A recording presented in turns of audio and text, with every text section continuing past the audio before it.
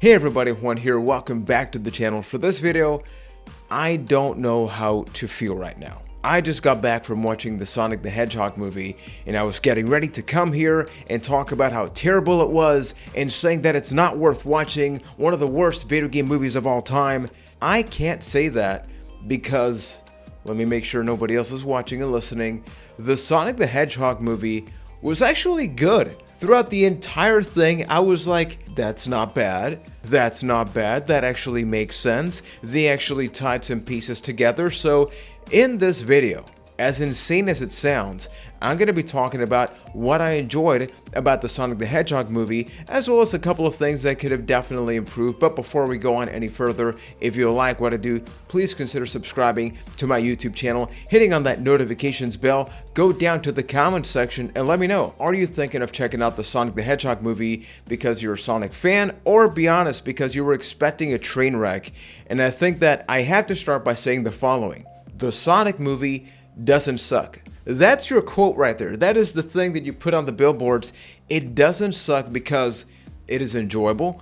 It establishes the Sonic the Hedgehog character, where it comes from, and this is going to be a spoiler-free review because there are key things that happen in the movie that if you're contemplating watching it, I do not want to ruin that experience for you. So the entire premise of the movie is as follows, and it's explained in the first 5 minutes of the film, so this is not in any way a spoiler. Sonic is not from planet Earth. He's from a different planet, but because of his special abilities and the fact that he can go super fast, he is a target to all of these bad guys. So with rings that can actually help him transport, because the rings save his life, get it, they actually tied that in. The rings teleport him to planet Earth, where he grows up. He sees everybody in there, but he feels alone.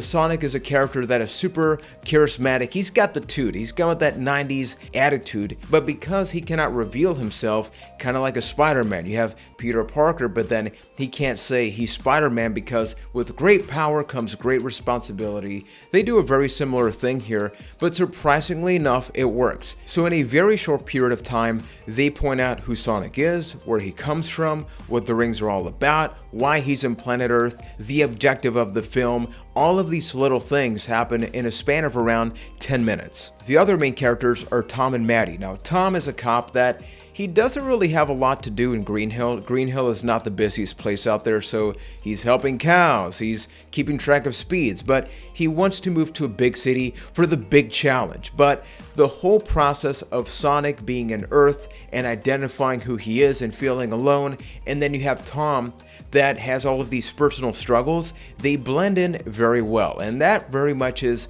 the main core of the movie, right? It's that chemistry of the human meets the alien. They have these key moments that feel very genuine.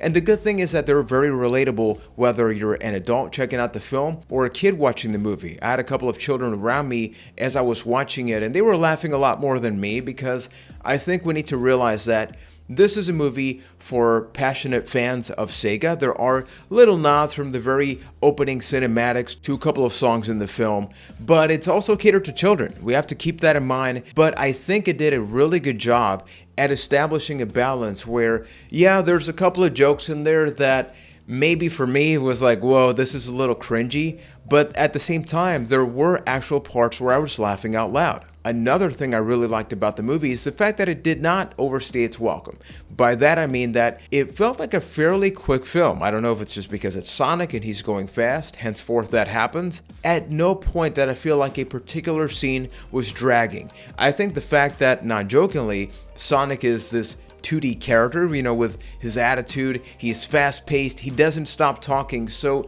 none of the scenes feel very slow. They feel like they have a purpose, and the moment that they accomplish that, they quickly move to the next scene. And talking about positive things, it's also got a lot of chase scenes, it's got some action, but because Sonic doesn't take everything seriously because he's super fast, so nobody's ever going to really punch him in the face, he's barely in any immediate threat because he can go fast. That is the entire thing, right?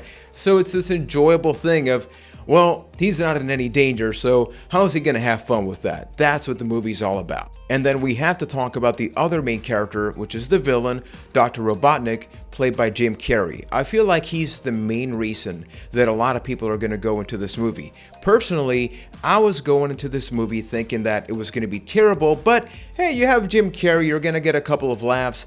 Dare I say, Jim Carrey was actually on the bottom part of this movie for me. And I'm not saying that he was a bad part of the movie. I think that his character, because he's this evil guy, but he's also Jim Carrey. And by Jim Carrey, you know exactly what I'm talking about. The mannerisms, the dialogue. You know when you have a friend that tells a funny joke and you're laughing, but he's still telling the joke. And he doesn't stop. And he doesn't stop. And at a point you're like, dude, I get it. It's funny. Can we move on? And I feel like they kept doing it. Now, on the positive side, with Dr. Robotnik, on one side, people refer to him as Dr. Robotnik, and on the other one, he is Dr. Eggman. Without going into too many details, they do a really good job, whether you've checked out Sonic, whether you know these video games or not, to understand why they refer to him in X or Y way. And I get it, he's a well-known character, and maybe they weren't too confident in the Sonic character, especially with the evolution of the first one that looked like hell and this one that actually looks pretty good. So overall, I thought he was a fun character, but I would have most certainly toned that down quite a bit. I think that the movie has an incredibly beautiful message, that it doesn't seem forced, it's genuine, and because it's a short film, it's not hammering it down in your face right there. So if you're a fan of Sonic, if you're a fan of video games, and you really want to be able to see a video game portrayed on the big screen with respect, then I'm not saying this is like the best movie video game type of deal. I'm not saying this is one of the best CG films. I think that SEGA knew what they had, right? They have a recognizable character that when it's going to be on screen, people are going to buy it. And I dare say many people are going to pay a ticket to this movie just to watch it fail. And when they see that it actually succeeded, it's going to change minds. So I don't know if SEGA for a fact is going to work on a sequel or not, but I have a feeling that based on word of mouth, everybody checking it, expecting to fail, but then it succeeded, there will without a doubt be a sequel to the Sonic movie. Oh, and the other thing, I'm not going to talk about it, I'm just going to do it. Sonic did this, and it made me want to cry. So if you're still here, those have been my impressions about the Sonic movie. Thank you so much to Movie Network in Puerto Rico for inviting me to the premiere for the film, so that way I could check it out and I could chat about it with all of you. And if you like what I do and you want to help support the channel, please consider subscribing, hit on that bell, go down to that comment section and let me know. How impacted are you? Are you crying about the fact that you just saw me floss dancing? And if you want a real question, yeah, based on what I've said, based on the overall reception that you've seen online, are you considering checking out this movie? So up until next time, thank you for watching and supporting, and take care, everybody.